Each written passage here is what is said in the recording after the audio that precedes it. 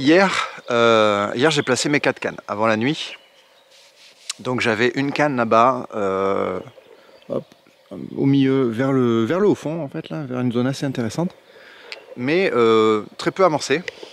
J'avais juste mis deux petites pelles avec mon appât. Bon, ici, là, sur la zone centrale, au niveau du lit, j'avais mis pas mal d'appât. Allez, on va dire peut-être 2-3 kilos d'appât. Pas que des billes, hein. Il y avait peut-être 700 grammes de billes, un peu de pellets, un peu de noix tigrées, de graines.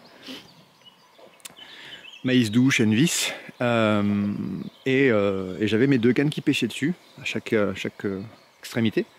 Et puis je suis allé placer une canne en face là-bas. Et c'est la canne là-bas qui a déroulé, à peu près 1 heure après que je l'ai posée. Voilà, donc ça, c'est ce qu'on sait. Il y a une seule canne qui a déroulé, les 3 autres n'ont pas bougé. Donc on peut se poser la question de pourquoi. Et en fait, je pense que la réponse, elle est super simple. La canne que j'ai posée en face, c'était au pied d'un arbre encombré, etc. Donc c'est un peu de tenue, les poissons ils sont là, c'est certain. Les autres, c'est sur le passage. Okay, donc les poissons sont pas là par nature, mais par contre, ils peuvent être attirés par l'amorçage que j'ai fait. Hier, il y avait vraiment énormément de vent, c'était la tempête. Du coup, j'ai déjà galéré énormément pour poser ma canne.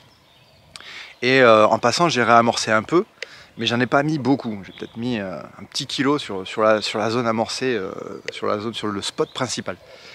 Et en fait, je faisais brème après brème. Mais c'était hallucinant. J'aurais fait une brème toutes les 2 minutes. Et donc ce que j'ai fait ce que beaucoup de pêcheurs font à ce moment-là, qui est un peu une connerie. Mais comme j'étais crevé et que je voulais pouvoir aller dormir, j'ai mis des appâts plus gros. Voilà. J'ai mis des appâts plus gros sur mes 2 cannes à brème, là, sur le spot principal. En espérant, en croisant les doigts, en espérant que les carpes arrivent rapidement. En fait, ce qui s'est passé, c'est super simple. Les brèmes, elles ont défoncé l'amorçage. Il n'y en avait pas non plus des masses. 3 kilos, si j'ai je sais pas combien de brèmes qui se sont pointées. Vu le rythme auquel j'avais les touches sur les brèmes, en une demi-heure c'était plié, il n'y avait plus rien.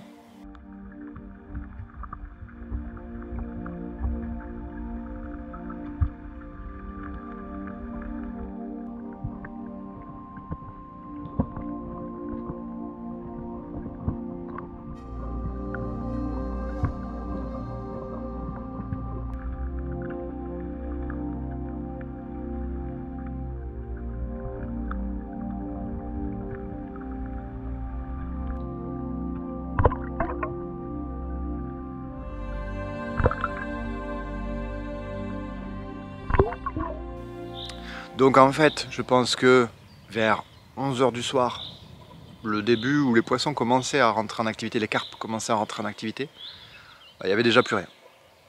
Donc là je me retrouve avec 2 cannes, mes 2 cannes là, qui n'ont pas fait un bip de la nuit. Avec une noix tigrée, avec une grosse pop-up sur le spot. Et en fait, il faut imaginer qu'à 11 h, 11 h 30, eh ben, c'était lisse. Il n'y avait plus rien. Donc les poissons, ils passent pas. Pourquoi les carpes se feraient chier à passer sur une zone comme ça où il y a pas grand chose? Ah, il y a peut-être quelques odeurs, ouais, peut-être, mais il faut pas rêver.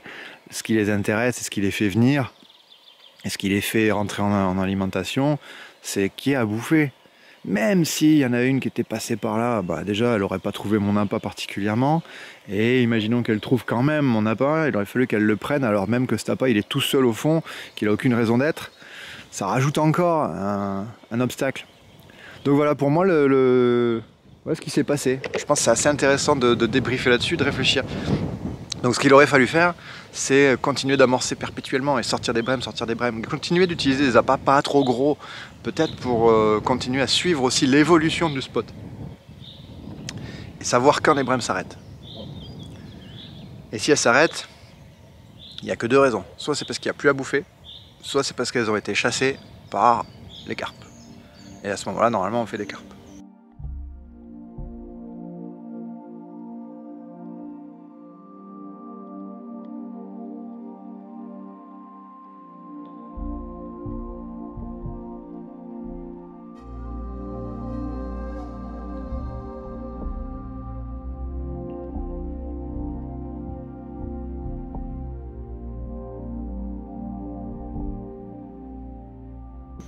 Donc voilà, c'est important de suivre. Mais il faut de l'énergie, c'est toujours le même problème. Voilà, hier soir, j'avais pas l'énergie.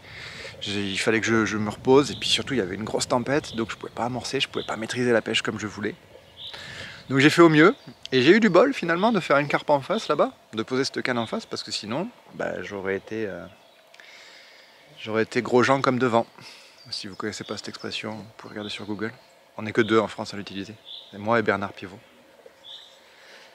Bon, enfin voilà, du coup, la leçon à tirer de cette nuit.